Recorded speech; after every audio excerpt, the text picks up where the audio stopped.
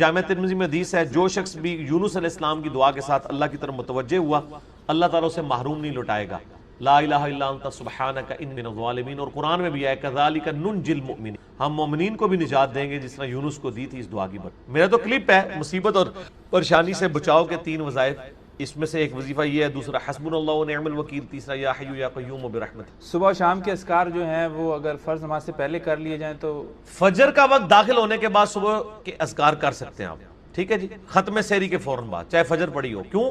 وہ صبح کے اذکار ہیں۔ ٹھیک، اور شام کے اذکار، چونکہ شام کے اذکار ہیں، آپ غروب آفتاب سے پہلے کر لیں، سب سے افضل وقت وہ ہے، ورنہ آپ مغرب کے بعد کر لیں، افضل وقت یہ ہے کہ مغرب سے پہلے کر لیں۔ شام کے اذکار ہیں، وہ رات کے نہیں ہیں، مغرب میں تو رات شروع ہو جاتی ہے۔ فی النار، اعوذ باللہ السمیع العلیم من الشیطان الرجیم من ہمزہ ونفخہ ونفثہ، بسم اللہ الرحمن الرحیم، رب اشرح لی صدری ویسر لی امری واحلل عقدۃ من لسانی یفقہوا قولی، بسم اللہ الرحمن الرحیم، ان اللہ وملائکتہ یصلون علی النبی یا ایہا الذین آمنوا صلوا علیہ وسلموا تسلیما، اللہم صل علی محمد وعلی آل محمد کما صلیت علی ابراہیم وعلی آل ابراہیم انک حمید مجید، اللہم بارک علی محمد وعلی آل محمد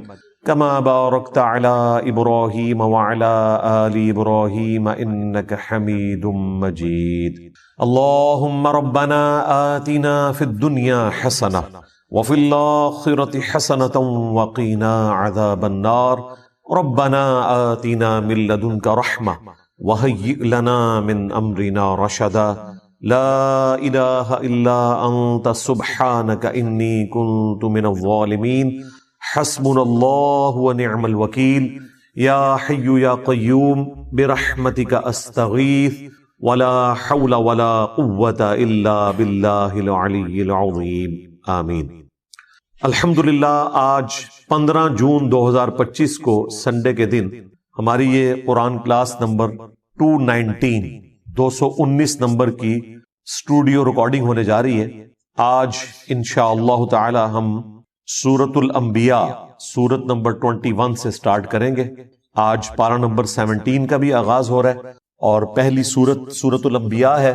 قرآن حکیم میں اس کا نمبر 21 ہے اور یہ مکی صورتوں میں سے ایک صورت ہے، اور مکی صورتوں کا جو اسلوب ہے وہ عقیدہ توحید سے متعلق ہے، فکر آخرت سے متعلق ہے۔ اس میں بھی اسپیسیفکلی آخرت میں اللہ تعالیٰ جو انسانوں کو اٹھائے گا اس کے حوالے سے ڈسکشن ہے، اور مختلف انبیاء کرام علیہ السلام سے متعلق جو ان کو مختلف قوموں میں بھیجا گیا، ان کے جو حالات و واقعات مختلف جگہ قرآن پاک میں رپورٹ ہوئے، کمبائنڈ فارم میں آپ کو یہاں پر ملیں گے۔ اسی نسبت سے اس کا نام سورۃ الانبیاء ہے۔ اس میں حضرت ابراہیم علیہ السلام کا ذکر خیر بھی ملے گا، عیسیٰ علیہ السلام کا، سیدہ مریم کا، اور باقی انبیاء کرام کا۔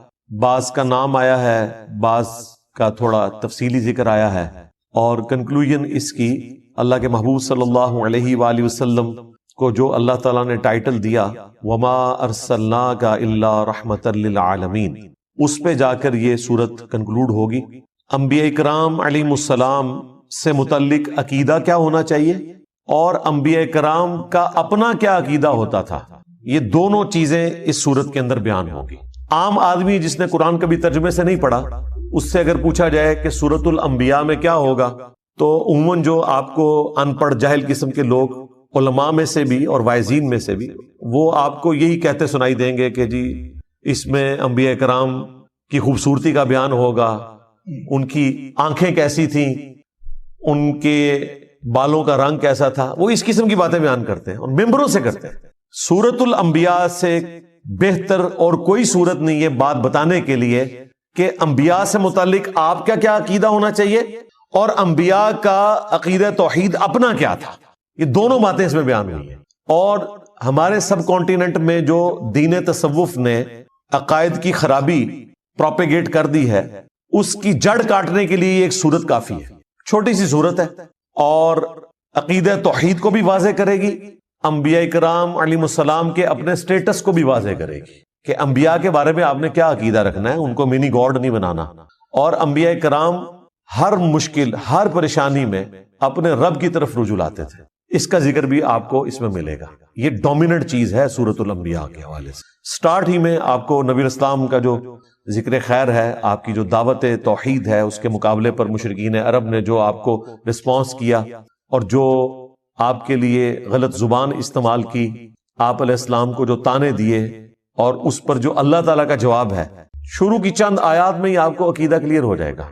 اس عقیدے کا کوئی لینا دینا نہیں ہے دین تصوف میں پھیلائے گئے عقیدوں سے، جن میں پیغمبر منی گاڈ ہوتا ہے، کوئی بزرگ بابا جو ہے وہ منی رسول ہوتا ہے، اور ان کے علماء جو ہیں وہ منی صحابی ہوتے ہیں، یعنی اس طرح ان کو ٹائٹل دیے ہوتے ہیں انہوں نے، اور ایسے مرتبے دیے ہوتے ہیں۔ یہ سٹارٹ ہی میں آپ کو بالکل کلیئر ہو جائے گا۔ اعوذ باللہ من الشیطان الرجیم، بسم اللہ الرحمن الرحیم۔ اقترب للناس حسابہم، قریب آ گیا ہے لوگوں کے حساب کا وقت، وہم فی غفلۃ معرضون، لیکن ان کا حال یہ ہے کہ وہ غفلت میں منہ پھیرے ہوئے ہیں۔ ایبسولوٹلی اس آیت کو دیکھا جائے تو پوری انسانیت کے لیے جیسے انسان نے مرنا ہے، آخرت کی زندگی شروع ہو جانی ہے، اس کا حساب بالکل اس کے قریب ہے، لیکن انسان غفلت کی زندگی گزار رہا ہے۔ اور اگر آپ اسے ریلیٹیولی دیکھیں آنے والے ٹاپک کے ساتھ، تو یہ مشرکین عرب سے متعلق ہے کہ اللہ تعالیٰ نے ان کے لیے فیصلہ فرما لیا ہے کہ ان پر عذاب استیصال آئے گا، غزوہ بدر کی شکل میں، اس کے بعد غزوہ احد کی شکل میں، خندق کی شکل میں۔ کئی لوگوں کو اس سے پہلی توبہ کی توفیق مل جائے گی، کئی کو نہیں ملے گی۔ ان کے حساب کا وقت اب قریب آ چکا ہے، لیکن یہ غفلت میں منہ پھیرے ہوئے ہیں۔ ما یأتیہم من ذکر من ربہم محدث، ان کے رب کی طرف سے کوئی بھی نئی نصیحت نہیں آتی مگر اس حال میں الا استمعوہ وہم یلعبون، کہ وہ اسے سنتے تو ہیں مگر کھیل کود میں مگن ہوتے ہوئے، کیجول لیتے ہیں۔ سورۃ الفرقان میں ہے نا کہ اللہ کے نیک بندوں کی نشانی یہ ہے کہ وہ اندھے اور بہرے بن کر اللہ کی آیات پر نہیں گرتے، غور و تفکر کرتے ہیں۔ اللہ تعالیٰ کی طرف سے پیغام آیا، اسے سیریس لینے کی ضرورت ہے، بجائے اس کے کہ اسے سیریس لیں وہ کہتے تھے یہ اگلے لوگوں کی کہانی ہے، اور پہلے بھی ہم نے اتنی باتیں سنی، کوئی عذاب نہیں آیا۔ اگر یہ نبی واقعی سچا ہے اور یہ کہتا ہے کہ مرنے کے بعد زندہ کیا جائے گا، تو بڑا آسان سا ٹیسٹ ہے، ہمارے ماں باپ کو زندہ کر دے، ہمارے سامنے لے آئے، ہم اس پہ ایمان لے آئیں گے۔ تو بھائی اگر یہ سب کچھ ہو جائے تو پھر آپ کون سا ایمان لے کر آئے؟ ایمان کا تو مطلب ہی ہے غیب میں دیکھ کر ماننا۔ ان الذین یخشون ربہم بالغیب لہم مغفرۃ واجر کبیر، جو اپنے رب سے بغیر دیکھے ڈرتے ہیں ان کے لیے مغفرت اور بڑا اجر ہے۔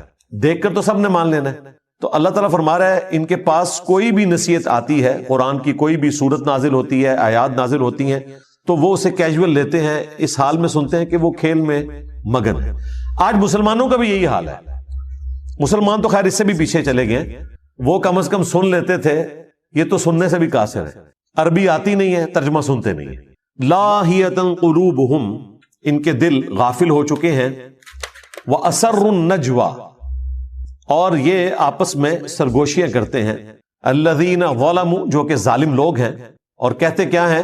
هل هذا الا بشر مثلکم، یہ تو نہیں مگر تمہارے جیسا ہی ایک انسان، یعنی نبی اسلام کے بارے میں وہ کہتے ہیں یہ تمہارے جیسے ہی ایک انسان ہے، اس نے جو دعوی پیغمبری کیا ہے اس میں اور ہم میں کوئی فرق نہیں، نعوذ باللہ۔ افتأتون السحر وانتم تبصرون، کیا تم پیروی کرو گے اس جادو کی جس کو تم اپنی آنکھوں سے دیکھ رہے ہو کہ یہ جادو کر رہا ہے، اس میں کوئی حقیقت نہیں ہے، تو آنکھوں سے دیکھنے کے باوجود تم اس سحر کی پیروی کرنا شروع کر دو گے، وَلِعَوْذُ بِاللَّهِ تَعَالَى۔ یہ نبی اسلام کے لیے وہ غلط کلمات استعمال کرتے تھے، اس کے بعد بھی کافی ساری چیزیں آئیں گی، لیکن اس میں غور طرف بات یہ ہے کہ ان کی بات سچ ہے لیکن اس کا اینگل انہوں نے غلط دیا ہوا ہے۔ یہ بات تو سچ ہے کہ نبی اسلام بھی انسان ہی تھے، سورہ بنی اسرائیل میں آیا کہ اگر زمین پر فرشتے آباد ہوتے تو ہم فرشتوں میں سے پیغمبر بھیجتے، اب چونکہ انسان آباد ہیں تو انسانوں میں سے پیغمبر آئے گا، بات سچ ہے، لیکن بظاہر تو یہ ہماری طرح کے انسان ہیں، اس میں کوئی شک نہیں ہے۔ سب سے بڑا فرق اس حوالے سے جو وہ ایمفسائز نہیں کرتے تھے وہ یہ تھا کہ ان پر اللہ کی طرف سے وحی آتی ہے، اور وہ ایسا کلام لے کر آئے ہیں عربیوں میں کہ عربی بھی ششدر رہ گئے قرآن کے اس اعجاز کو دیکھ کر۔ اسی وجہ سے جو لوگ حق سے غافل تھے انہوں نے یہ کہنا شروع کر دیا گویا کہ نبی اسلام جادو کر دیتے ہیں لوگوں کے اوپر. جو بھی سنتا ہے وہ آپ پر ایمان لے آتا ہے اگر وہ سلیم الفطرت ہوا. اگر بے ایمانی پہ اترا ہوا ہے تو اس کے لیے قرآن میں کوئی ہدایت نہیں. سیدھی سی بات ہے. قرآن میں ہدایت اس کے لیے جو واقعی ہدایت قبول کرنا چاہے. صحیح مسلم میں جو دماد نامی ایک عامل کا ذکر ملتا ہے، اردو میں ہم زماد کہتے ہیں، عربی میں دماد ضاد کے ساتھ. وہ جھاڑ پھونک کا کام کرتا تھا. صحیح مسلم شریف میں آتا ہے کہ وہ جب مکے میں آیا تو کچھ لوگوں نے اس سے کہا کہ اس طرح ہمارے ایک بڑے ڈائنامک انسان تھے، بڑی اچھی پرسنالٹی محمد صلی اللہ علیہ وآلہ وسلم کی، اور کچھ عرصے سے انہوں نے یہ باتیں کرنا شروع کر دی ہیں. ہمیں لگتا ہے کہ وہ غار ہرا میں جو گئے تھے وہاں پر ان کے اوپر کوئی آسیب کا سایہ ہو گیا، تو تم علاج کرنا جانتے ہو تو تم ان کا علاج کرو. کوئی جادو ہو گیا ان کے اوپر یا آسیب آ گیا. صحیح مسلم کے الفاظ ہیں کہ وہ نبی اسلام کے پاس آیا تو اس نے کہا کہ اے محمد اگر آپ چاہیں تو میں آپ کا علاج کر سکتا ہوں. آپ بتائیں کہ آپ کیا دعوت رکھتے ہیں، میں آپ کی بات سننا چاہتا ہوں تاکہ میں جج کروں. تو نبی اسلام نے ابھی قرآن تلاوت نہیں کیا، آپ نے صرف خطبے کے سٹارٹ کے الفاظ اس کے سامنے تلاوت کیے. ان الحمد للہ نحمده ونستعینه ونستغفره ونعوذ باللہ من شرور انفسنا ومن سیئات اعمالنا. یہ خطبہ جو میں سٹارٹ میں پڑھتا ہوں، اس نے کہا کہ ایک دفعہ مجھے دوبارہ سنائیں. دوبارہ سنا تو اس نے کہا میں گواہی دیتا ہوں کہ آپ اللہ کے رسول ہیں. یہ کلام ایسا کلام ہے ہی نہیں ہے. ابھی قرآن نہیں پڑھا تھا، صرف خطبے کے الفاظ. اور ظاہر اس میں تو دعوت تھی نا، آپ نے گاڈ اورینٹڈ ہونا ہے. ساحروں کی گفتگو اس قسم کی تو نہیں ہوتی، شاعروں کی گفتگو اس قسم کی تو نہیں ہوتی. وہ تو خوابوں کی دنیا میں رہتے ہیں، وہ تو عشق مجازی کا شکار ہوئے رہتے ہیں. یہ تو گاڈ اورینٹڈ چیز، اور وہ بھی اتنی پرفیکشن کے ساتھ وہ ایمان لے آیا. اب اس فیلڈ کے ایکسپرٹ نے اسلام قبول کر لیا. ہونا تو چاہیے تھا جن لوگوں نے بھیجا تھا وہ سارے بھی مسلمان ہوتے، کیونکہ جس بندے کے اوپر ان کا تکیہ تھا وہ ایمان لے آیا. لیکن وہی ہوا جس طرح جادوگر ایمان لے آئے، فرعون نہیں ایمان لے کر آیا. حالانکہ فرعون کو ایمان لانا چاہیے تھا کہ اس کے اپنے جادوگر مان گئے کہ یہ جادو نہیں ہے. یہاں پر بھی کافروں کو مان لینا چاہیے تھا کہ زماد نے جب یہ بات کہہ دی تو پھر یقیناً نبی علیہ السلام ایک غیر معمولی انسان ہے. لیکن چونکہ وہ حق قبول نہیں کرنا چاہتے تھے، اللہ تعالیٰ نے ان کو ہدایت نہیں دی. تو پھر ان کے پاس بہانہ یہ ہوتا تھا کہ یہ جادو ہے، اگلے لوگوں کی کہانیاں ہیں. اب اس کے جواب میں نبی علیہ السلام نے اللہ کے حضور عرض کی، قال ربی یعلم القول فی السماء والارض. نبی علیہ السلام نے کہا کہ میرا رب خوب جانتا ہے جو بات کہی جاتی ہے آسمان میں اور زمین میں. وہو السمیع العلیم، اور وہی سننے والا ہے، سب کچھ جاننے والا ہے. یعنی نبی علیہ السلام نے اپنے غم کی فریاد اپنے رب کے حضور رکھی اور مشرکین عرب سے کہا کہ یہ جو کچھ تم باتیں کر رہے ہو نا میرے بارے میں، میرا رب خوب جانتا ہے. اسے تو پتا ہے کہ میں اللہ کا پیغمبر ہوں، ہر چیز سے وہ واقف ہے. بل قالوا اضغاث احلام، بلکہ وہ یہ بھی کہنا شروع ہو گئے کہ یہ پریشان خواب ہیں. بل افتراہ، بلکہ یہ خود سے انہوں نے گھڑ لیا ہے. بل ہوا شاعر، نہیں بلکہ یہ شاعر ہے. خود بھی ایک بات کے اوپر قائم نہیں ہے. دیکھیں اگر کسی شخص کو یہ پتا چل گیا کہ یہ سامنے والا بندہ کیا ہے تو وہ بار بار اپنا بیان تو نہیں بدلتا. تم نے ساحر کہا، چیپٹر کلوز کرو. نہیں، تسلی نہیں ہوئی کیونکہ جھوٹ کہا ہوا تھا نا. کسی کو یہ لولی پاپ دے دیا کہ ان کو خواب آتے رہتے ہیں، وہ یہ بیان کرتے ہیں. بعض جگہ پہ آیا کہ یہ اساطیر الاولین ہے، اگلے لوگوں کی کہانیاں بیان کرتے ہیں. اچھا، بعض لوگوں کو انہوں نے کہا کہ انہوں نے اللہ پر جھوٹ باندھ دیا، اور بعض کو کہا کہ یہ شاعر ہے. اب اتنے زیادہ بیانات، جادوگر، دیوانہ، اگلے لوگوں کی کہانیاں، پریشان خواب، جھوٹ گھاڑ لیا ہے، شاعر ہیں، مجنون ہیں. یعنی یہ 7 تو میں نے انگلیوں پہ آپ کو گنوا دی گالیاں جو وہ دیا کرتے تھے اپنے نظام میں. اب اس کے اگینسٹ نبی علیہ السلام کو نبوت ثابت کرنے کے لیے وہ ڈیمانڈ کیا رکھ رہے ہیں؟ فَلْيَأْتِنَا بِآیَةٍ كَمَا أُرْسِلَ الْأَوَّلُونَ. اگر واقعی یہ پیغمبر ہے نا تو یہ اس طرح کے معجزات کیوں نہیں لے کر آتا جو معجزات اگلے لوگوں کو، اگلے پیغمبروں کو دیے گئے تھے. یعنی یہ ہمیں خود ہی بتاتا ہے کہ موسیٰ علیہ السلام کے پاس عصا کا معجزہ تھا، وہ اژدہا بن جاتا تھا. عیسیٰ علیہ السلام مردوں کو زندہ کر دیتے تھے. تو اس قسم کا کوئی معجزہ یہ ہمیں بھی کر کے دکھائے، ہم مان لیں گے.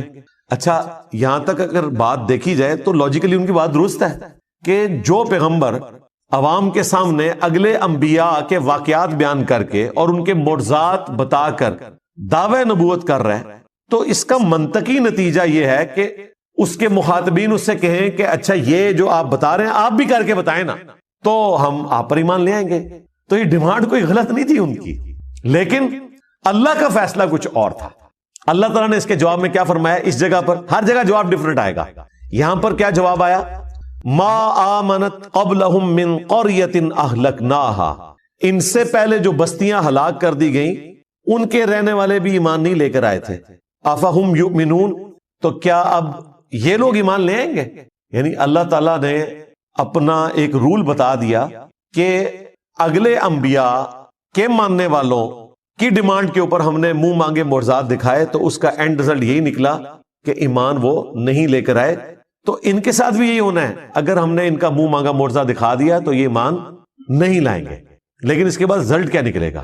وہ سورہ بنی اسرائیل میں اللہ تعالیٰ نے جب 9 معجزات کا ذکر کیا جو نبی الاسلام سے وہ ڈیمانڈ کرتے تھے، انہوں نے ایک پوری لسٹ ان کو پیش کی تھی کہ آپ آسمان پر چڑھ کر بتائیں، ہمارے سامنے چڑھے اور ہمارے سامنے آپ کتاب لے کر اترے، ہم مان لیں گے۔ آپ کا کوئی باغ ہو جس میں آپ نہریں رواں کر دیں، آپ کا سونے کا کوئی گھر ہو، اس قسم کی وہ ڈیمانڈ کرتے تھے۔ اس کے جواب میں اللہ تعالیٰ نے فرمایا کہ تم فرماؤ کہ میں بشر ہوں، رسول ہوں، میرا کام دعوت حق پیش کرنا ہے، یہ معجزات اللہ کے پاس ہے۔ اور پھر کئی جگہ پر قرآن پاک میں اس بات کا جواب اللہ تعالیٰ نے اس طریقے سے دیا کہ اگر ہم ان کو منہ مانگا معجزہ دکھا دیں گے پھر ان کے لیے وقت مقرر کر دیا جائے گا، پھر یہ توبہ نہیں کر سکتے، اگر ایمان نہیں لائیں گے تو ہلاک کر دیے جائیں گے، جس طرح کے اگلے لوگ ہلاک کر دیے گئے۔ سورۃ المائدہ کے اینڈ میں بھی آتا ہے نا، جب عیسیٰ علیہ السلام کے ماننے والوں نے کہا نا کہ آپ آسمان سے ہمارے لیے کھانا نازل ہونے کی دعا کریں، تو عیسیٰ علیہ السلام نے کیا کہا تھا کہ اگر تمہیں یہ منہ مانگا معجزہ دکھایا گیا اور یہ کھانا نازل ہوا اور پھر جس نے انکار کیا پھر اللہ تعالیٰ کی طرف سے عذاب آئے گا۔ یہ اللہ تعالیٰ نے فرمایا کہ میری طرف سے اعلان ہے، ان کو سنا دو۔ تو یہ اللہ تعالیٰ کا قانون ہے کہ جب منہ مانگا معجزہ پورا کیا جائے، اس پر انکار آئے تو پھر اللہ تعالیٰ اس قوم کو ہلاک کر دیتا ہے۔ لہٰذا یہ اللہ تعالیٰ کی رحمت ہے کہ منہ مانگا معجزہ نہ دکھایا جائے۔ رہا یہ وسوسہ آنا کہ ہو سکتا ہے کہ وہ ایمان لے آئیں، تو بھائی پورا ٹریک ریکارڈ ہے، لوگ ایمان نہیں لے کر آئے۔ سورۃ الانعام میں سورہ الحجر میں اللہ تعالیٰ نے فرمایا کہ اگر ہم ان کی آنکھوں کے سامنے آسمان سے قرآن کو نازل کرتے تختیوں کے اوپر اور یہ نازل ہوتا ہوا دیکھ لیتے اور اس لکھی ہوئی کتاب کو اپنے ہاتھوں سے چھو بھی لیتے، تب بھی انہوں نے یہ کہنا تھا کہ ہماری آنکھوں پر جادو کر دیا گیا، یعنی دل بے ایمان تے اجتا ٹھیر۔ آپ یہ نہ سمجھے کہ اگر ان کی وہ ڈیمانڈ پوری کی جاتی تو انہوں نے مان لینا تھا، بالکل نہیں ماننا تھا۔ کیا جادوگروں کے ایمان لانے کے بعد فرعون نے مان لیا تھا کہ میرے ایکسپرٹس نے ڈکلیئر کر دیا ہے کہ یہ جادو نہیں ہے، یہ پیغمبر ہے؟ نہیں مانا۔ تو یہ اللہ کی رحمت ہے، منہ مانگا معجزہ نہ دکھانا۔ اگر منہ مانگا معجزہ دکھا دیا جائے تو پھر اللہ تعالیٰ کا عذاب آ جاتا ہے اور پھر وہ عذاب ٹلتا نہیں ہے۔ اگر کوئی اس وقت توبہ بھی کرے اس کی توبہ قبول نہیں ہے۔ یہی بات اللہ تعالیٰ نے یہاں کی۔ کیا ان سے پہلے لوگ جن کو ہم نے ہلاک کیا ان قوموں کو وہ ایمان لے آئے تھے جو یہ ایمان لے آئیں گے؟ اب اس سے یہ بھی پتا چل گیا کہ نبی علیہ السلام کو اللہ تعالیٰ نے کافروں کو دکھانے کی خاطر اس قسم کا کوئی معجزہ نہیں دیا جو کافر ڈیمانڈ کیا کرتے تھے۔ لہٰذا یہ دعویٰ کرنا کہ عبد القادر جیلانی نے مردہ زندہ کیا اور اس میں یہ رنگ بھرنا کہ چونکہ حضرت عیسیٰ علیہ السلام نے مردہ زندہ کیا تھا تو اس امت کے اولیاء جو ہیں وہ بنی اسرائیل کے پیغمبروں کی طرح ہیں، یہ کوئی آیت حدیث نہیں ہے، یہ ایک آپ سمجھ لیں قرآن و حدیث سے ڈڈکٹ ہوئی ہے بات، اور وہ صرف علماء کے لیے نہیں ہے، یہ پوری امت ہی نبیوں والا کام کر رہی ہے۔ کنتم خیر امت اخرجت للناس تأمرون بالمعروف وتنہون عن المنکر، یہ پوری امت ختم نبوت کی برکت سے نبیوں والا کام کر رہی ہے۔ اس اعتبار سے پوری امت بنی اسرائیل کے پیغمبروں کی طرح ہے، کام کرنے کے اعتبار سے، مرتبے کی نہیں بات ہو رہی، یہ ذہن میں رکھیے گا۔ انبیاء کے مرتبے کو کوئی نہیں پہنچ سکتا، کام کرنے کے اعتبار سے۔ اب جن کی پرائمری رسپانسبلٹی تھی دعوت حق پیش کرنا، یعنی کہ اللہ کے محبوب صلی اللہ علیہ وآلہ وسلم، ان کے مخالفین جو تانا دیا کرتے تھے، اس تانے کو ختم کرنے کے لیے بھی اللہ تعالیٰ نے نبی علیہ السلام کو عصا کا معجزہ یا مردہ زندہ کرنے کا معجزہ نہیں دیا۔ تو عبد القادر جیلانی تو شاہی کوئی نہیں، یہ ساری سٹوریاں کہانیاں بنائی ہوئی ہیں۔ پھر عبد القادر جیلانی کو بھی جسٹیفائی کرنے کے لیے نبی الاسلام سے متعلق بھی ایک جھوٹا واقعہ مشہور کر دیا کہ ایک صحابی کے بچے نے جو ہے وہ دوسرے بچے کو ذبح کیا اور پھر نبی الاسلام کی دعوت کو جابر بن عبداللہ کی طرف منسوب ایک توبہ توبہ توبہ. قرآن تو بالکل اور بات کر رہا ہے. پھر ہمارے جو خادم رضوی صاحب تھے وہ کہتے ہیں جی ممتاز قادری جو ہے وہ اپنی ایمبولینس سے باہر نکل آیا اور قبر پہ گئے تو 2 تلواریں اٹھائے باہر نکل آیا اور جیسے ہی پولیس والے قریب آئے تو ڈر کے پھر دوبارہ لیٹ گیا. یہ میں کہہ رہا ہوں پوری دنیا نو بریلوی کر لو یار، اس طرح کا منظر دکھا کے سب جھوٹ ہے. اس طرح نہیں ہو سکتا بھائی. اگر نبی الاسلام کو وہ معجزات نہیں دیے گئے نا تو باقیوں کو تو دینے کی ضرورت ہی نہیں ہے نا. باقیوں کو منوانا تو نہیں ہوتا، اللہ نے منوانا صرف پیغمبر کو ہوتا ہے. پیغمبر کے بعد کرامت کا کنسپٹ یہ ہے کہ اللہ تعالیٰ کسی پہ کرم کرتا ہے. کوئی کر کے نہیں کچھ دکھا سکتا، یہ ذہن میں رکھیے گا کہ میں یہ کرنے لگا ہوں یا میں یہ کر سکتا ہوں. یہ صرف نبی کہہ سکتا ہے، وہ بھی اتنا جتنا اللہ اس کو بتائے، کیونکہ نبی کو منوانا ہوتا ہے، غیر نبی کو تو نہیں منوانا ہوتا. تو نبی الاسلام کے بارے میں کافر اتنی بڑی بڑی باتیں کر رہے ہیں اور اس کی کنکلوژن اس اعتبار سے کر رہے ہیں کہ اچھا تو واقعی اگر نبی ہے نا، تو شاعر نہیں ہے، تجھے پریشان خواب نہیں آتے، تو نے اللہ پر جھوٹ نہیں باندھا، تو اگلے لوگوں کی کہانیاں بیان نہیں کرتا، تو جادوگر نہیں ہے، تو مجنون نہیں ہے، تو ٹھیک ہے جو تو نے خود معجزات بیان کیے نا ان میں سے کوئی ایک معجزہ کر کے دکھا دے. نہیں، سورۃ الانعام میں اللہ تعالیٰ نے فرمایا اے نبی ہم نے تو معجزہ نہیں دکھانا. جو یہ ڈیمانڈ کر رہے ہیں تم سے ہو سکے تو زمین میں کوئی سرنگ تلاش کر لو یا آسمان پہ سیڑھی لگا دو اور کوئی معجزہ لے آؤ اور اے نبی جاہلوں میں نہ ہو. اتنے سخت الفاظ. یہ قرآن ہے بھائی، یہ کتابوں کا خدا ہے، یہ بابوں کا خدا نہیں ہے، یہ بابوں کا پیغمبر نہیں ہے، یہ بابوں کا دین نہیں ہے، یہ کتابوں کا دین ہے جو واقعی صحیح بات اللہ تعالیٰ کی طرف سے انسانیت کو پہنچائی گئی ہے. تو کلیئر کٹ اللہ تعالیٰ نے فرمایا کہ چونکہ اگلے لوگ ایمان نہیں لے کر آئے تھے، یہ بھی نہیں لائیں گے، لہٰذا ان کے لیے یہ ہے کہ انہیں ڈھیل دی جائے اور منہ مانگا معجزہ نہ دکھایا جائے. سورۃ الانبیاء کی 6 آیات پوری ہوئی ہیں اور مسلمانوں کی اکثریت کا عقیدہ اس کا جنازہ نکل گیا کہ اس عقیدے کا کوئی لینا دینا نہیں ہے قرآن و سنت کے عقائد کے ساتھ. سورۃ الانبیاء یہ پڑھ کے بتا دیتے تو انہیں پتا چل جاتا کہ انبیاء کا کیا سٹیٹس ہے. اس کے جواب میں اگر یہ قرآن کی آیات آدھی پڑھی جائیں اور ان سے پوچھا جائے کہ بتاؤ پھر اللہ نے کیا جواب دیا ہوگا، تو یہ تو آپ کو یہی بتائیں گے کہ اللہ تعالیٰ نے پھر معجزات دے دیے ہوں گے. تو ایسا نہیں ہوا. سورۃ العنکبوت میں اللہ تعالیٰ نے فرمایا کہ اے نبی اس قرآن کے نزول سے پہلے نہ تو آپ کتاب میں سے کچھ پڑھ سکتے تھے، نہ اپنے دائیں ہاتھ سے کچھ لکھ سکتے تھے، ورنہ یہ چیز کافروں کو شک میں مبتلا کر دیتی کہ یہ کتاب آپ نے خود لکھ لی ہے. کیا ان کے لیے کافی نہیں ہے کہ اللہ تعالیٰ کی آیات صبح و شام ان پر تلاوت کی جاتی ہیں؟ یہ معجزہ ہے. تو دعوی نبوت والا معجزہ نبی علیہ السلام کا قرآن ہے. جس طرح کہ عیسیٰ علیہ السلام کا مردوں کو زندہ کرنا اور موسیٰ علیہ السلام کا لاٹھی کو پھینک کر اژدہا بنانا اور اسے ہاتھ لگانا اور دوبارہ اس کا لاٹھی بننا، اس طریقے پہ نبی علیہ السلام کا معجزہ یہ قرآن ہے. یہ سورۃ العنکبوت میں اور کئی صورتوں میں ذکر ہوا اور نبی علیہ السلام نے تو بالکل کھول کر اس کو مزید بیان کیا. بخاری مسلم میں حدیث ہے اللہ تعالیٰ نے ہر نبی کو کوئی نہ کوئی معجزہ دیا تھا. یہ معجزہ تو ہم ویسے علم الکلام میں استعمال کرتے ہیں، قرآن و سنت میں اس کے لیے ٹرم آتی ہے آیتن. یہاں پر بھی دیکھ لیں فَلْيَأْتِنَا بِآیَةٍ، نشانی، معجزہ عقل کو عاجز کر دینے والی چیز، فزیکل فینامنا آف نیچر کو توڑنے والی چیز، اس لیے ہم یہ معجزہ کی ٹرم استعمال کرتے ہیں. ویسے اس کے لیے ٹرم ہے آیا، نشانی. تو اللہ تبارک و تعالیٰ نے نبی علیہ السلام کو قرآن کا معجزہ دیا. بخاری مسلم میں اس حدیث میں آتا ہے کہ ہر نبی کو معجزہ دیا، مجھے اللہ تعالیٰ نے وحی کا معجزہ دیا ہے.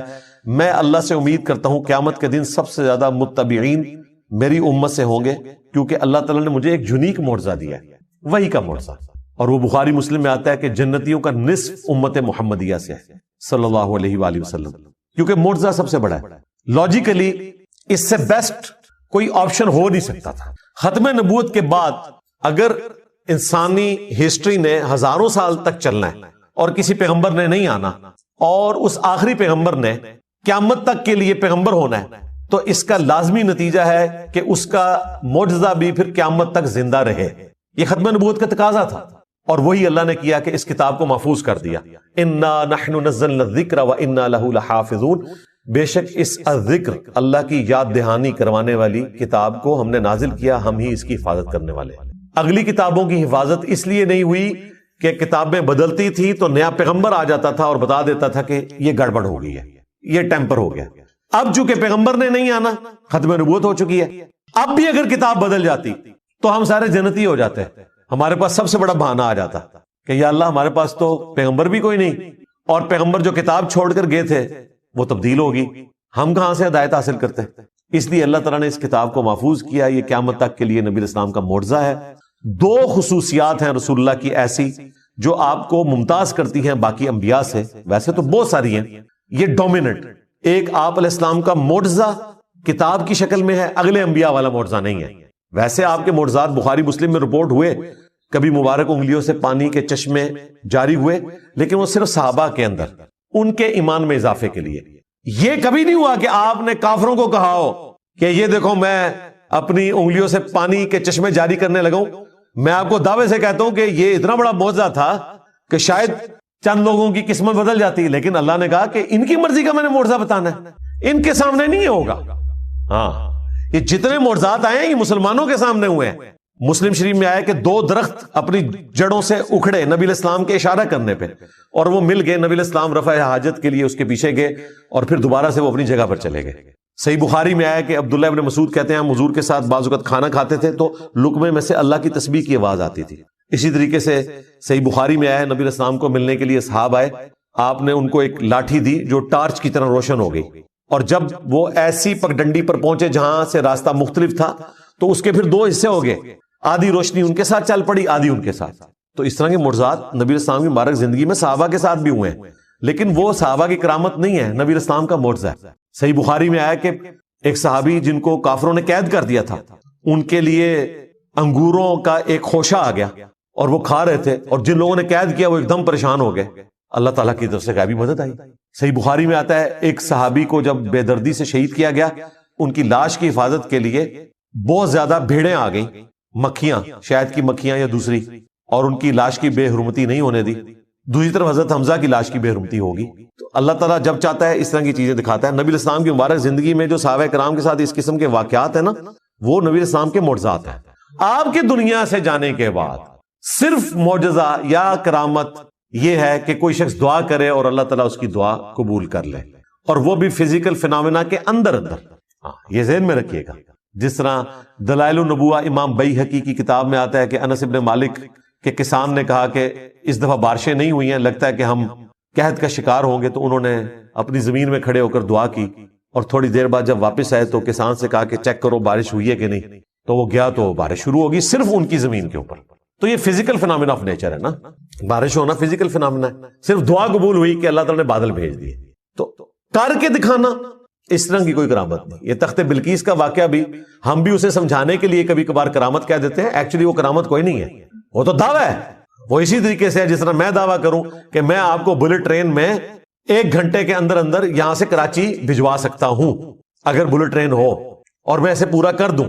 تو ظاہر ہے یہ ایک فزیکل علم ہے. ہاں، بغیر کسی ریسورس کے، بغیر کسی علم کے کوئی شخص خامخواہ دعویٰ کرتا رہے تو وہ پاسبل نہیں ہے. کرامت اور معجزہ دعویٰ کر کے نہیں ہوتا. معجزہ تو کسی حد میں ہو سکتا ہے کہ جہاں اللہ تعالیٰ اجازت دے نبی کو، اور وہ بھی جتنی اجازت دے. موسیٰ علیہ السلام کو صرف یہ پتا تھا کہ اس لاٹھی نے اژدہا بننا ہے، یہ نہیں پتا تھا کہ لاٹھی میں پانی میں ماروں تو راستہ بن جائے گا. وہ عین اس وقت وحی آئی تو پتا چلا کہ اچھا یہ کام بھی یہ لاٹھی کر سکتی ہے. اور پہلی دفعہ جب یہ ہوا تھا موسیٰ علیہ السلام تو ڈر کے خود بھاگ گئے تھے، قرآن میں آتا ہے. خود تو انہوں نے کیا نہیں تھا ورنہ بھاگتے تو نا. تو معجزہ بھی صرف اس حد تک ہے کہ اللہ تبارک و تعالیٰ کسی نبی کو دے اور اسے اجازت دے، تب ادروائز خود سے کوئی نہیں کر کے دکھا سکتا. تو نبی علیہ السلام کے جتنے فزیکل فینومینا آف نیچر کو توڑنے والے معجزات ہیں یہ سب کے سب مسلمانوں سے متعلق ہے. ایک نشانی ایسی ہے جو بالکل سٹارٹ میں آئی، وہ چاند کا 2 ٹکڑے ہونا تھا، دیٹس آل. باقی جتنے فزیکل فینومینا آف نیچر کو توڑنے والے معجزات ہیں وہ صحابہ کرام کے درمیان ہیں. آپ کی دعا کی برکت سے 10 بندوں کا کھانا 300 بندوں نے کھا لیا اور اتنا ہی رہا، بخاری مسلم میں آتا ہے. یہ بس صحابہ کرام میں رہا، کافروں کے لیے نہیں. تو نبی علیہ السلام کی 2 خصوصیات کیا ہیں؟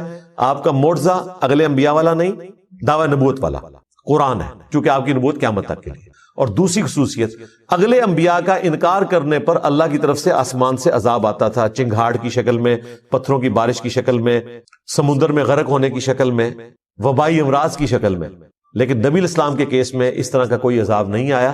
اگر آیا تو قتال کی شکل میں آیا، جو قرآن میں سورہ توبہ میں آیا کہ ہم مسلمانوں کے ہاتھوں سے ان کو عذاب دیں گے. تھوڑی بہت آزمائشیں آئیں قحط سالی کی شکل میں، بخاری میں آتا ہے، اور نبی علیہ السلام سے وہ دعا بھی کرواتے تھے، لیکن جو بڑے لیول کا عذاب ہے وہ قتال کی شکل میں اللہ تعالیٰ نے صحابہ کرام کی تلوار کو مسلط کیا. یعنی قرآن اور قتال یہ نبی علیہ السلام کی دو خصوصیات ہیں ایکویلنٹ ٹو اگلے انبیاء کے. وہاں پر اللہ کی طرف سے عذاب استحصال آتا تھا اور فزیکل فنامنا آف نیچر کو توڑنے والے معجزات دیے جاتے تھے. نبی علیہ السلام کو عذاب استحصال قتال کی شکل میں دیا گیا مخالفین کے اوپر، اور قرآن کی شکل میں قیامت تک کے لیے معجزہ دیا گیا. آج عیسیٰ علیہ السلام کا معجزہ کوئی دکھا نہیں سکتا، نہ اس کی کوئی ویڈیو موجود ہے. موسیٰ علیہ السلام کے معجزے کی ویڈیو موجود نہیں ہے. ہم ان معجزات کو برحق سمجھتے ہیں قرآن کے کہنے کے اوپر. دکھا ہم بھی کوئی نہیں سکتے، لیکن قرآن وہ معجزہ ہے جو ہم دکھا سکتے ہیں، جو اس زمانے میں شاعروں کے لیے چیلنج بن گیا. آج سائنس کے اعتبار سے معجزہ ہے کہ کئی ایک ڈسکوریز جو 20ویں صدی میں آ کر ہوئی ہیں، ان کا ذکر اس زمانے میں اس کتاب میں موجود ہونا، اس کا جواب صرف یہ ہو سکتا ہے کہ یہ کریٹر آف دی یونیورس کی طرف سے کتاب بھیجی گئی ہے، اور کوئی جواب نہیں ہو سکتا. ابھی تو اس کے اندر جو میتھمیٹیکل چیزیں ہیں وہ ہمارے ایک بھائی نے اگلے دن ہائی لائٹ کی ہیں، میں نے ان سے پھر فون پہ بھی بات کی. وہ ایک ایتھیسٹ کے ساتھ گفتگو کر رہے تھے صرف سورۃ الکوثر کے اوپر. انہوں نے کئی ایک اس کی میتھمیٹیکل جو آرڈر ہیں ڈسکور کیے ہیں. ایک تو اس کے اندر جو پیغام چھپا ہے وہ تو اپنی جگہ، جو میتھمیٹیکل آرڈر موجود ہے الفابیٹس کا وہ اتنا یونیک ہے. اور وہ کہتا ہے میں نے تو پورے قرآن کے اوپر اس حوالے سے ورکنگ کی ہوئی ہے. اور یہ دیکھیں اتنی بڑی حفاظت ہے کہ قرآن کی کوئی آیت بدلے گا تو وہ آرڈر ڈسٹرب ہو جائے گا، ایک لفظ بھی بدل دے تو آرڈر اس کا ڈسٹرب ہو جائے گا. اب یہ وہ چیزیں ہیں جو صحابہ کرام کو بھی نہیں پتا تھی. ہر آنے والا زمانہ قرآن پاک کے حوالے سے نئی چیزیں ہائی لائٹ کرے گا لوگوں کے سامنے. حروف ابجد کا علم صحابہ اور تابعین کے دور میں زبان کے طور پر رائج تھا. یہ تعویذات جو لکھتے ہیں انہوں نے تو اس علم کو ہی بدنام کر دیا نا، ورنہ یہ پیرلل میں ایک لینگویج ہے جس میں آپ اعداد کو جمع کر کے ایک پوری گنتی ہے. جس طرح محمد کے 92 بنتے ہیں، اللہ کے 66 بنتے ہیں، بسم اللہ الرحمن الرحیم کے 786 بنتے ہیں. ان ڈیجٹس کو یوز کر کے بھی قرآن پاک کے حوالے سے کئی ساری چیزیں ملتی ہیں جو آج لوگوں نے اس کے اوپر ایکسپیریمنٹس پرفارم کیے ہیں. اس طریقے سے قرآن حکیم کا اعجاز کہ اس کی صورتیں جوڑوں کی شکل میں نازل ہوئیں، یہ چیزیں تو ابھی آ کے لوگوں نے ایکسپلور کی نا. حمید الدین فرائی صاحب سے پہلے تو یہ چیز کسی نے ہائی لائٹ نہیں کی تھی. مولانا مودودی رحمہ اللہ نے کئی چیزوں کی ویلیو ایڈیشن کی، کئی ایسی چیزیں انہوں نے ہائی لائٹ کی جو پہلے لوگوں نے ہائی لائٹ نہیں کی ہوئی تھی. تو ہر آنے والا زمانہ قرآن پاک کے حوالے سے کوئی نہ کوئی ایسی نئی چیز بتاتا ہے کہ جو انسان کو حیران کر دیتی ہے کہ یہ ایک غیر معمولی کلام ہے. تو یہ معجزہ قیامت تک کے لیے. اس اعتبار سے نبی علیہ السلام کا یہ فرمانا کہ مجھے اللہ نے وحی کا معجزہ دیا ہے، میں امید کرتا ہوں کہ قیامت کے دن سب سے زیادہ متبعین میری امت سے ہوں گے. اس کا پریکٹیکل جو عملی نمونہ ہے وہ ہم نے دیکھ لیا کہ لوگوں نے قرآن کا ترجمہ انگریزی میں پڑھا، اپنی مدر ٹنگ میں پڑھا اور اسلام قبول کر لیا. نبی علیہ السلام کو دنیا سے گئے ہوئے 1400 سال سے زیادہ گزر چکے ہیں. قرآن کی دعوت الحمدللہ اسی طریقے سے شد و مد کے ساتھ جاری ہے. اور یہ ہے اصل میں انقلاب جو دن بدن بڑھتا چلا جا رہا ہے. جب مسلمانوں کی امپائرز ختم ہو گئی تھیں، دنیا میں کوئی حکومت باقی نہیں رہی، اس وقت بھی انقلاب تھا. آج اللہ تعالیٰ نے 58 اسلامک کنٹریز ہمیں دے دیے، انقلاب آج بھی اسی طریقے سے. کل کوئی ملک ختم بھی ہو جائے، نبی علیہ السلام کا انقلاب گلی گلی اسی طریقے سے پوری دنیا میں جاری ہے. یہ ہے لیگیسی، جو لیگیسی کسی اور شخص نے نہیں چھوڑی. وَمَا أَرْسَلْنَا قَبْلَكَ إِلَّا رِجَالًا نُوحِي إِلَيْهِمْ، اور ہم نے آپ صلی اللہ علیہ وآلہ وسلم سے پہلے کوئی بھی پیغمبر نہیں بھیجا مگر یہ کہ وہ مرد ہی تھا اور اس کی طرف ہم نے وہی بھیجی. فَاسْأَلُوا أَهْلَ الذِّكْرِ إِن كُنتُمْ لَا تَعْلَمُونَ، اگر تمہیں علم نہیں ہے تو اہل ذکر سے پوچھ لو. یعنی مشرکین عرب سے کہا جا رہا ہے اگر تمہارے پاس علم نہیں ہے تو جیوز اور کرسچنز کے علماء جن کے پاس الہامی کتابوں کا علم ہے ان سے پوچھ لو کہ نبی علیہ السلام سے پہلے بھی جو پیغمبر آئے وہ انسان ہی ہوا کرتے تھے. تمہارا یہ اعتراض کرنا کہ یہ ہماری طرح کا انسان ہے، تو اگلے انبیاء بھی انسان ہی ہوا کرتے تھے اور مرد ہوا کرتے تھے. عورتوں میں کوئی پیغمبر نہیں آیا، انسانوں کی سپیشیز سے ہی پیغمبر آئے. ظاہر ہے عورتیں اس کام کے لیے سوٹیبل بھی نہیں، اس کے لیے ایکسٹروورٹ بندہ چاہیے اور پھر وہ ایسا ڈائنامک ہو کہ ہر وقت اویلیبل ہو. عورتوں کے ساتھ تو اللہ تعالیٰ نے کئی ایک بشری کمزوریاں لگائی ہیں کہ نبی علیہ السلام نے کھانے پینے کی چیزوں میں پھونک مارنے سے منع فرمایا. تو یہ دم کے لیے بھی، یعنی آپ تو پھونک کی بات کر رہے ہیں، لوگ تو یعنی اپنے بزرگوں کی تھوکیں ڈلواتے ہیں اور وہ سہارا لیتے ہیں بخاری اور مسلم کی احادیث سے بھئی نبی علیہ السلام کی تھوک مبارک، آپ کا پسینہ مبارک، وہ تو تبرکات ہیں. آپ کے پسینے سے تو بدبو آتی ہے، نبی علیہ السلام کا پسینہ تو عطر کے طور پہ استعمال ہوتا تھا. آپ کی تھوک مبارک سے تو آپ پلی لے ہی نہیں سکتے. آپ علیہ السلام کی جو کوالٹیز ہیں وہ تو ایکسٹرا آرڈنری ہیں. باقی عام بندے کی تو یہ معاملات نہیں ہو سکتے کہ جی وہ تھوک ڈلواتے ہیں جی شفا ہو جائے گی، ایسا نہیں ہوتا. یہ بالکل غلط ہے. نبی علیہ السلام نے کھانے پر پینے کے اوپر پھونک مارنے سے منع کیا.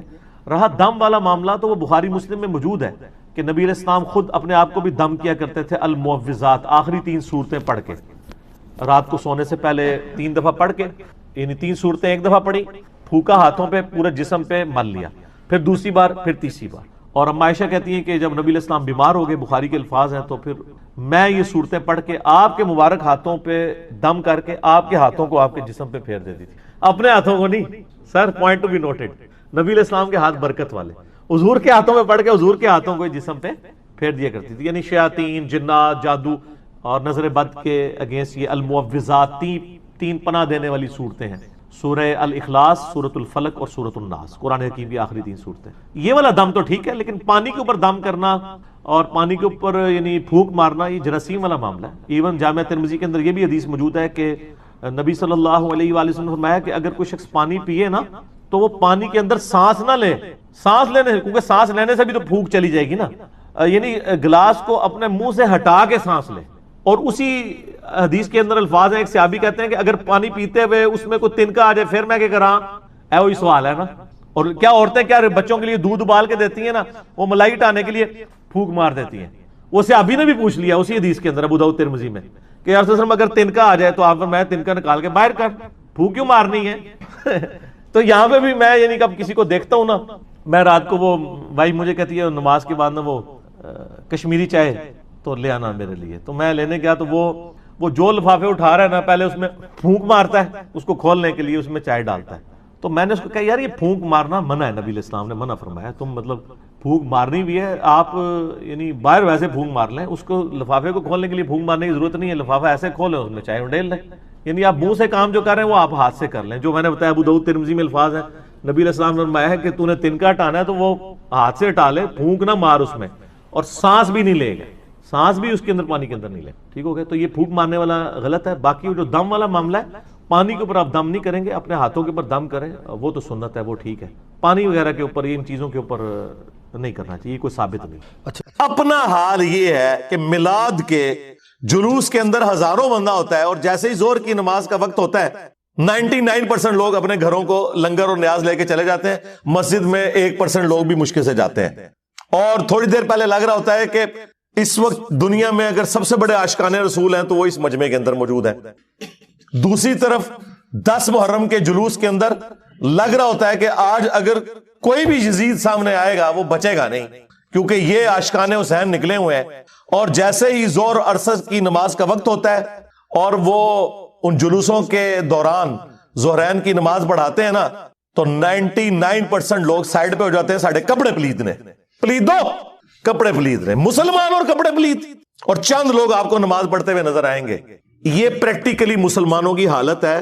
اور ان مسلمانوں کو قرآن کو آگ لگانے کے اوپر غصہ آ جاتا ہے. بہت اچھی بات ہے، لیکن قرآن کو آگ تو آپ لوگوں نے پریکٹیکلی لگا دی ہوئی ہے، قرآن کی کسی بات کے اوپر عمل نہیں کر رہے. یہ قرآن کا حکم تھا نا. سورہ روم آیت نمبر 31، وَأَقِيمُوا الصَّلَاةَ وَلَا تَكُونُوا مِنَ الْمُشْرِكِينَ. دیکھنا نماز کو قائم کرنا، مشرک نہ ہو جانا. قرآن کو آگ تو مسلمانوں نے لگائی ہوئی ہے. قرآن چیخ چیخ کے کہہ رہے کہ جو نماز نہیں پڑھتا وہ پاکستان کے شناختی کارڈ میں مسلمان ہے، اللہ کے ہاں وہ مسلمان نہیں ہے. صحیح مسلم میں یہ حدیث لکھی رہ گئی 246 کہ بندے کے کفر اور ایمان، شرک اور اسلام کے درمیان فرق کی نماز ہے. یہ حدیث مسلم میں ہی لکھی رہ گئی کہ ابن مسعود رضی اللہ تعالیٰ عنہ کہتے ہیں کہ جماعت کے ساتھ نماز پڑھنا یہ سنت خدا ہے، یہ تمہارے نبی کی وہ سنت ہے جو اللہ نے انہیں عطا کی. اگر اسے چھوڑ دو گے تو برباد ہو جاؤ گے. رسول اللہ کے زمانے میں اگر کوئی بیمار بھی ہوتا اور 2 بندوں کے سہارے مسجد میں آ کے نماز پڑھ سکتا تو اس کی کوشش ہوتی کہ میں مسجد میں جماعت سے نماز پڑھوں، کہیں مجھے منافق نہ شمار کر لیا جائے. جماعت چھوڑنے پر رسول اللہ کے زمانے میں سمجھا جاتا تھا صلی اللہ علیہ وآلہ وسلم کے بندہ منافق ہے. صحابہ کرام کو، اہل بیت کو کب معلوم تھا کہ ایسی امت بھی آنے والی ہے جو آپ سے بڑا عشق رسول ہونے کا دعویٰ کرے گی اور نماز ایک نہیں پڑھے گی. تو وہ کہتے یار یہ تو بڑا آسان اسلام ہے. تو یہ حدیثیں تو مسلم شریف میں لکھی رہ گئی, پریکٹیکلی کس نے عمل کیا اس کے اوپر؟ یہ حدیث ترمذی میں لکھی رہ گئی کہ ہمارا اور منافقین کا عہد نماز کی بنیاد پہ ہے, جس نے نماز چھوڑی اس نے کفر کیا. یہ صحابہ کرام علیہم رضوان کا فتویٰ ترمذی میں ہی رہ گیا. عبداللہ بن شقیق تابعی کہتے ہیں کہ صحابہ کرام علیہم رضوان تارک الصلاح کے سوا کسی کی تکفیر نہیں کرتے تھے, صرف بے نمازی کو وہ کافر سمجھتے تھے, باقیوں کو وہ تمام غلطیوں کے باوجود مسلمان تصور کرتے تھے. اندازہ کریں, یہ ترمذی میں لکھا رہ گیا جناب. ہاں, ہم جب چیخ چیخ کے یہ باتیں بیان کرتے ہیں, لوگ کہتے ہیں یار یہ کس قسم کی باتیں کر رہے ہیں, یہ کہاں پہ لکھی ہوئی ہیں؟ سرکار کتابوں میں لکھی ہوئی ہیں. یہی تو ہم آپ سے کہہ رہے ہیں کہ مرنے سے پہلے اے مسلمان کر لے اس پہ غور, کتابوں کا خدا اور ہے, بابوں کا خدا اور. یہ حدیث ابو داؤد میں ہی لکھی رہ گئی کہ بچہ جب 7 سال کا ہو جائے تو اسے نماز کا حکم دو, اور نہ پڑھے 10 سال کی عمر میں اسے سزا بھی دو, اور 10 سال کے بچوں کے بستر بھی الگ کر دو. یہ ابو داؤد میں لکھی رہ گئی حدیث. عمل کس نے کیا؟ یہ حدیث ابن ماجہ میں لکھی رہ گئی کہ نبی علیہ السلام نے فرمایا اے معاذ, اللہ کے ساتھ شرک نہ کرنا, خواہ تمہارے ٹکڑے ٹکڑے کر دیے جائیں, تمہیں قتل کر دیا جائے, سولی دے دیا جائے, یا آگ میں زندہ جلا دیا جائے, شرک نہ کرنا. یہ پہلی نصیحت. اسی حدیث میں دوسری نصیحت, نماز نہ چھوڑنا. تمہارا اللہ کے ساتھ عہد نماز کی بنیاد پہ ہے, اگر تم نے نماز چھوڑ دی تو اللہ کا ذمہ اٹھ گیا تم سے. اور تیسری چیز فرمایا شراب نہ پینا, یہ تمام برائیوں کی جڑ ہے. تو یہ حدیثیں تو لکھی رہ گئی سرکار. یہ حدیث مسند احمد میں ہی لکھی رہ گئی کہ نبی علیہ السلام نے فرمایا کہ نماز قیامت کے دن نمازی کے لیے دلیل, نجات اور نور ہوگی, اور جو نماز نہیں پڑھتا قیامت کے دن نہ اس کے لیے کوئی دلیل ہوگی اللہ کے حضور بچنے کی, نہ نجات اور نہ کوئی روشنی, نور جو پولیس رات سے گزرنے کے لیے قرآن میں آیا نا, وہ نور. اور پھر نبی السلام نے فرمایا کہ بے نمازی کا حشر اسی حدیث میں آتا ہے فرعون, قارون اور حامان اور امیہ ابن خلف کے ساتھ ہوگا. ہاں جی, کچھ بھی ہیں تیرے محبوب کی امت سے ہیں. محبوب تو پہلے ہی بتا گئے ہیں کہ بے نمازی تیرا حشر تو فرعون کے ساتھ ہونا ہے, تیرا حشر قارون کے ساتھ ہونا ہے, امیہ ابن خلف کے ساتھ ہونا ہے. اور یہ تو میں آپ کو صرف ایک بات کر رہا ہوں. اب اگر میں قرآن کی توحید بیان کرنا شروع کروں تو قرآن کے پہلے صفحے کا ٹیسٹ دنیا کے کروڑوں مسلمان پاس نہیں کر سکتے. ایاک نعبد و ایاک نستعین, یہ قرآن میں ہی لکھا رہ گیا.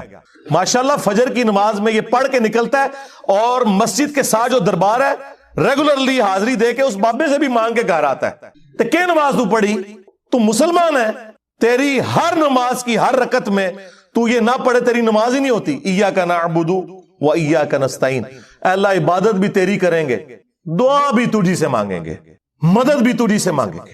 یہاں مدد مانا دعا کے, لیکن یہاں مولویوں نے پھر پٹی پڑھا دی, ان کا نہیں جی نہیں جی, امی سے روٹی نہ مانگے.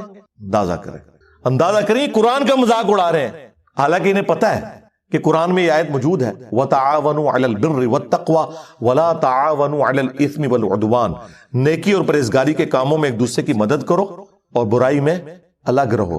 قرآن نے بتایا ہے کہ اللہ نے دنیا کو اسباب کے ساتھ جوڑا ہوا ہے.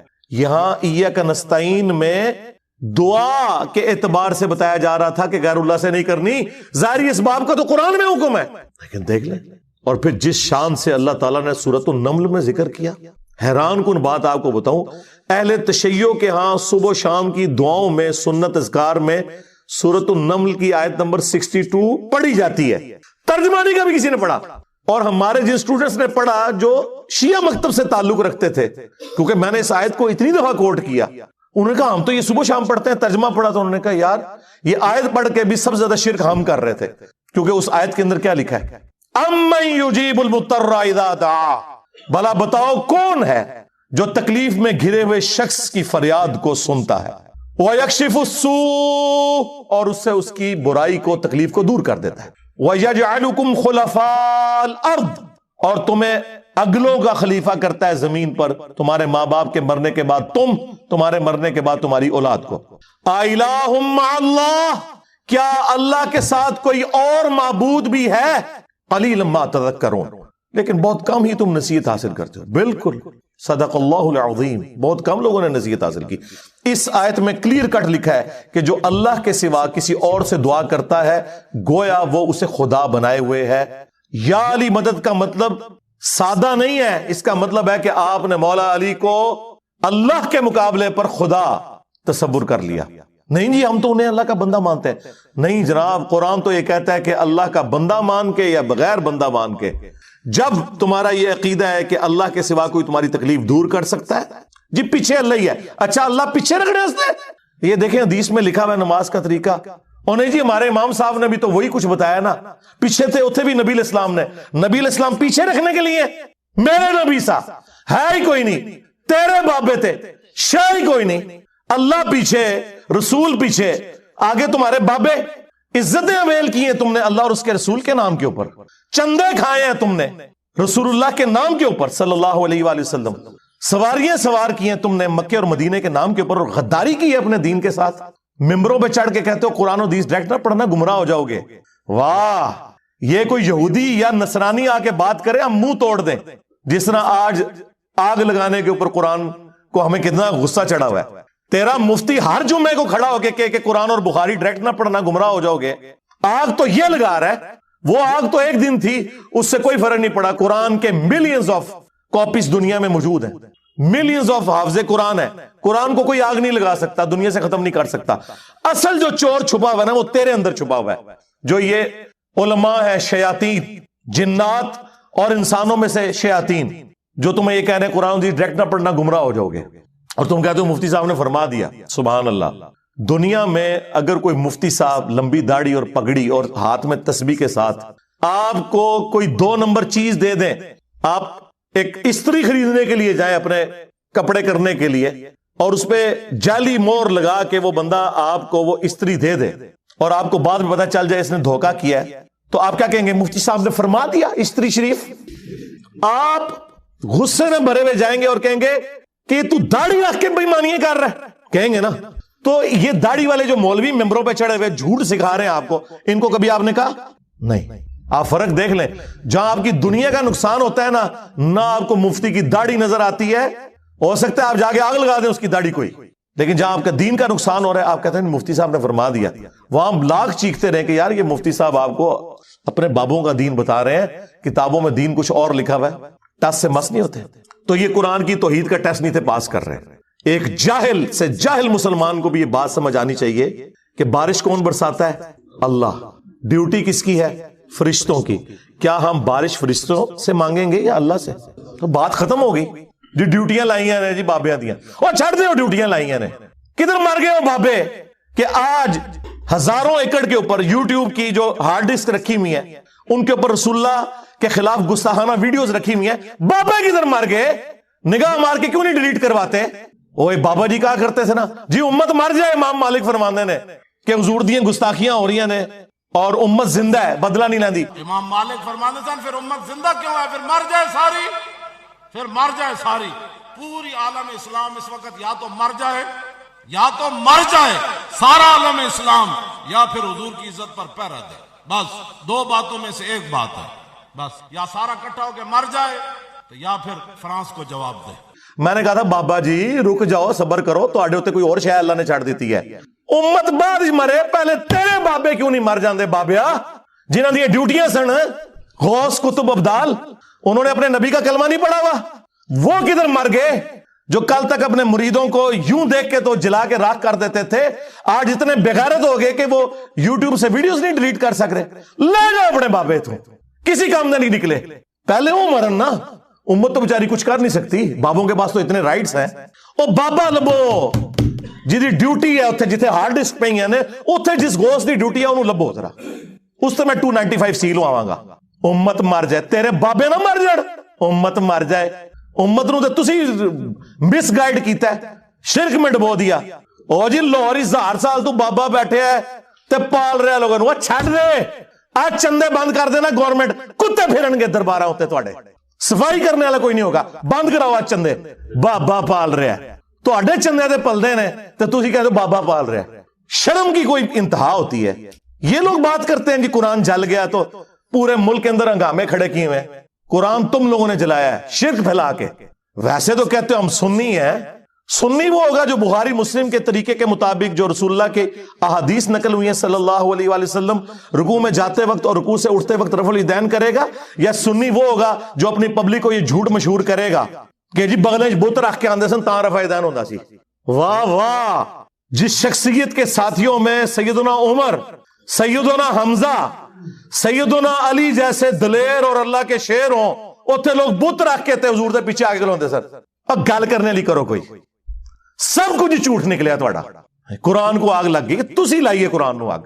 आप लोग दुश्मन है इस्लाम के, इससे बड़ी क्या दुश्मनी होगी? जो लोगों को कहता है कुरान और सुन्नत जोड़ो, उसको कहते हैं जी ये लोगों को गुमराह कर रहा है, हमारे बुजुर्गों से हटा रहा है। जी बिल्कुल, एलानिया मैं कहता हूं कि मैं आपके बुजुर्गों से आपकी पब्लिक को हटा रहा हूं, इसलिए नहीं कि अपने साथ जोड़ूं, क्योंकि ना तो मेरी कोई चंदा बुक, ना मेरा कोई मदरसा, ना मेरी कोई मस्जिद, चंदे आपको दें, नमाजें आपके पीछे पढ़े। हम तोड़ रहे इसलिए नहीं है, आपके बुजुर्ग वैसे इसलिए तोड़ते थे कि किसी से तोड़ के अपने साथ जोड़े। असल में ना इन्होंने यही जुर्म किया, ये समझते हैं दूसरे भी यही कुछ करते हैं। बंदा खुद चोर है ना, दूसरे को ही समझता है। ये आप सही कह रहे हैं, ये ऐसे ही होता रहा। लेकिन आज जो शख्स आप पे अल्लाह ताला ने मुसल्लत किया है ना, ये शख्स आपके बुजुर्गों से तोड़ के अपने साथ नहीं जोड़ रहा, ये उसके साथ जोड़ रहा है जिसकी कब्र मदीने में है। सल्लल्लाहु अलैहि वसल्लम। सल्लु अला मुहम्मद व आलि मुहम्मद, अल्लाहुम्मा सल्लि अला मुहम्मद व अला आलि मुहम्मद। अन्नबिय्यु औला बिल मुमिनीन मिन अनफुसिहिम व अज़वाजुहु उम्महातुहुम। ये नबी मोमिनीन की जानों से बढ़ के उन पे हक रखते हैं, और नबी की बीवियां उम्मत की माएँ हैं, और नबी उम्मत के रूहानी बाप। हम तो उस शख्सियत के साथ जोड़ रहे हैं। तू लाली नहीं निकला, तूने अपना अब्बा छोड़ दिया। तुम्हारा अब्बा तो वो था जिसे कुरान में तुम्हारा अब्बा डिक्लेयर किया गया था, अन्नबिय्यु औला बिल मुमिनीन मिन अनफुसिहिम व अज़वाजुहुम उम्महातुहुम। किसी ने बगदाद में अपना अब्बा बना लिया, किसी ने अजमेर में बना लिया, किसी ने देवबंद में बना लिया, किसी ने बरेली में बना लिया। अब्बे तो तुम लोगों ने बदले हैं, अब्बा तो एक था। और तुम्हारे तो एक एक फिरके में कितने कितने अब्बे हैं। सुन्नियों में 5 बड़े अब्बे बना दिए तुमने, हनफी, शाफी, मालकी, हम्बली और गैर मुकल्लिद के नाम के ऊपर। शिया में कितने अब्बे बना दिए, ज़ैदिया, इस्ना अशरिया, इस्माइलिया। फिर सुन्नियों के हनवियों के अंदर कितने अब्बे बना दिए, बरेलविया, देवबंदिया, हयातिया, ममातिया।